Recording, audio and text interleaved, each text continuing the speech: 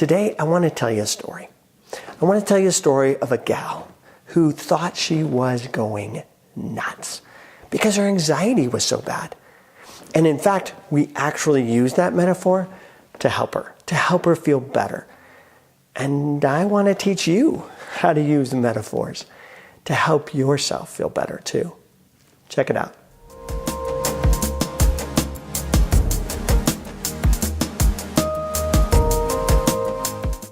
Hi, I'm Brett R. Williams, your favorite shrink, and welcome. Welcome back to another My 5 Minds production, where you're learning about systemology to help you be better, feel better, and do better. Today, I want to tell you a story. In fact, I want to start changing all of my video blogs, to more stories, because I think stories are fun. I think stories are super cool, and they're a great way for us to learn. So I'm going to tell you a story about a gal. She actually works in the same office building that we have our office in. And she could see in the door kind of what we did and watch people coming in and out. And she realized that she could use some help.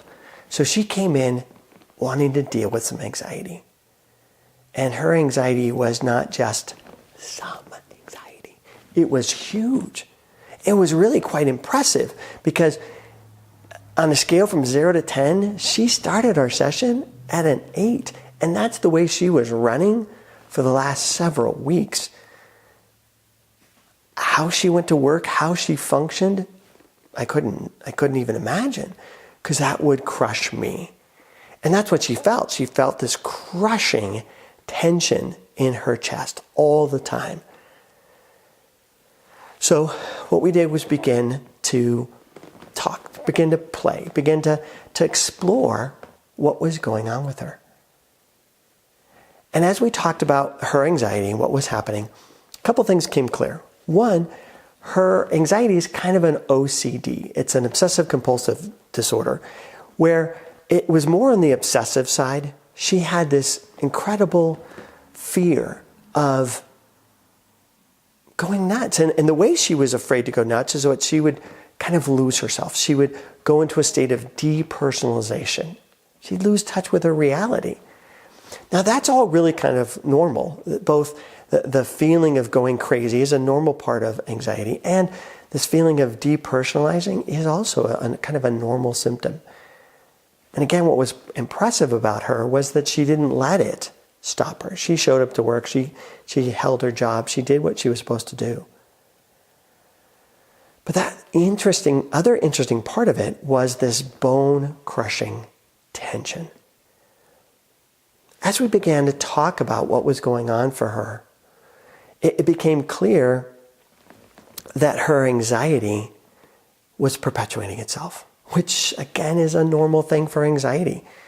We oftentimes think that anxiety or depression or anything else is here to help us, serve us. But actually, you know what anxiety is here to do? You know what all your patterns are here to do? They're here to perpetuate themselves. Write this down. Patterns perpetuate. Who thunk? That's what they do. So here she was feeling this anxiety. And as we talked about it, this anxiety was about losing her identity, losing herself, going nuts. And she felt this incredible tension. And this tension actually served her. Because what it did was it helped ground her in her body. It gave her a sense of herself. It's almost like pinching yourself. Like, okay, I'm still here, I'm still here, I'm still here, I'm still here. And that's what the anxiety was doing. That's what this tension was doing. But the weird thing was that this tension and stress and anxiety was feeding the fear, feeding her own anxiety. So it was in a feedback loop. She was anxious about losing herself. She created this tension and fear and anxiety as a way to hold on to herself. But it was the anxiety that was creating the fear that she was going to lose herself. So it's all a crazy feedback loop. Patterns perpetuate themselves. And that's what she was doing. So as we talked, as we kind of explored what was going on for her in her process, I could see two things was happening. One, her emotional mind, Emma, was flooding with this high energy that was collapsing, creating this sense of anxiety. Two, her thinking mind, her logical brain, we're going to put that in air quotes because you're going to see it's not, her logical brain had this obsessive thought, I'm going to lose myself, I'm going to lose myself. And so the thinking brain was actually feeding into the emotional brain, and they were working together. They were colluding. It was afraid to lose identity. Anxiety was collapsing. The collapsing was a way to reinforce the belief that, okay, I'm okay, because I can feel myself. It's like, again, pinching myself. I'm here. So what we had to do to help her get out of this trap was to get her into right neocortex. Right neocortex is Rio. Rio is the creative brain. So what I wanted to do was to create a new metaphor for her to help her kind of wind back some of her stress and anxiety. So the first thing we did was we began to feel and associate herself to her anxiety. Because we didn't want to disassociate herself from her anxiety, because that would feed her negative belief and cause the anxiety.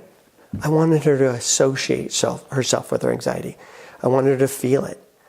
But we had to use her conscious mind, because I needed her to see without being. Seeing without being is a key element to system psychology.